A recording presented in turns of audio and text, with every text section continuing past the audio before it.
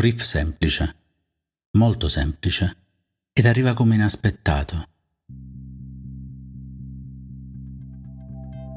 Questo è Stay, un podcast in pillole sugli U2.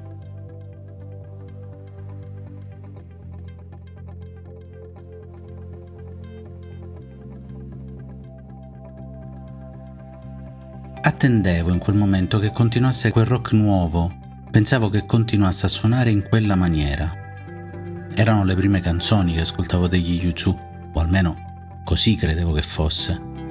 Ne avevo ancora ascoltate soltanto 2 ed è partito quel riff. No, aspetta, questa cosa è strana, che sto ascoltando? Di nuovo, ricominciamo. No, avevo ragione. Quella cosa non c'entrava niente con le altre 2. E non c'entrava niente neanche con tutta la musica che avevo ascoltato fino a quel momento. Un riff semplice, qualche nota che mi ha fatto rimanere tutta la notte ad ascoltare quell'unica canzone. Unica è la parola giusta. Uno. Il titolo significa uno. Torniamo un attimo indietro, ma con la consapevolezza di adesso. Gli U2 in quel periodo uscivano da 2 grandi successi di pubblico e di critica. 2 album che hanno segnato la musica internazionale e che li hanno consacrati al successo mondiale. Tutti li volevano, tutti li cercavano. Non c'era spazio televisivo, radiofonico, che non riproponeva le loro interviste, le loro canzoni, i loro commenti. Erano sulla cresta dell'onda.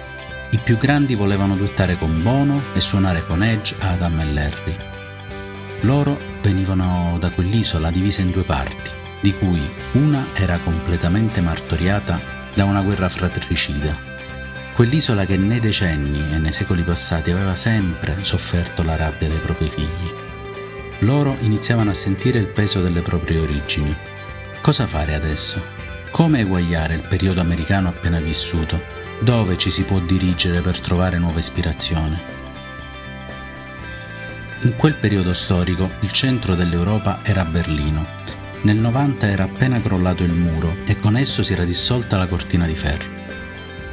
Berlino era il centro di tutto, anche della musica. Lì sicuramente l'ambiente sarebbe stato più prolifico. Lì sicuramente avrebbero trovato una nuova ispirazione. Ma purtroppo in quei giorni non andava come sperato.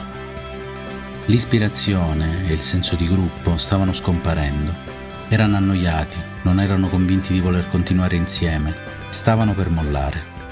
Come succede in tutte le relazioni umane, ad un certo punto si devono fare i conti con quello che ci si aspetta dagli altri e con quello che ci si aspetta da se stessi. In più, loro avevano quel background di storia irlandese che giocava sempre di più il suo ruolo. La loro terra è la nuova terra dei muri. Lì i connazionali si mettono l'uno contro l'altro. Ci sono lotte spesso sanguinarie tra vicini di casa, tra parenti. In che modo potrebbero loro 4 fare la differenza? Era arrivato il momento fatidico, quello per cui ci si decide a prendere strade diverse. Il quadro che cade, come diceva Baricco il Novecento. Ma, come quando ci si sente dire la nostra storia è finita e si tenta il tutto per tutto, come quando uno dei fratelli è disposto a cedere parte della propria eredità per non rinunciare alle relazioni familiari, come quando il vicino di casa è disposto pure a chiudere un occhio su una piccola scorrettezza, così, in quel momento, uno dei 4, Edge, provato già da una separazione, vuole lasciare il resto del gruppo regalando quel riff. Poche note suonate piano piano, un addio che sia il più dolce possibile, un'armonia piccola per dire agli altri 3 siamo stati questo, un accordo ben costruito. E continua in loop, finché Adam, il bassista, non aggiunge qualcosa, e poi il turno di Larry, ed infine le parole di Bono. Una vita, ma noi non siamo gli stessi. Ci dobbiamo prendere cura l'uno dell'altro, ci dobbiamo prendere cura l'uno dell'altro.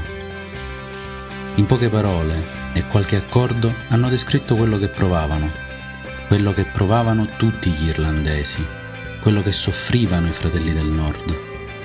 Questa è la canzone che descrive l'amore e il coraggio che ci vuole per mantenerlo vivo. Io rinuncio al mio orgoglio perché dobbiamo sostenerci a vicenda e solo così possiamo continuare. Quella canzone è la rinascita degli U2 e sarà l'incipit di qualcosa di più grande, come l'accordo del Venerdì Santo di qualche anno dopo.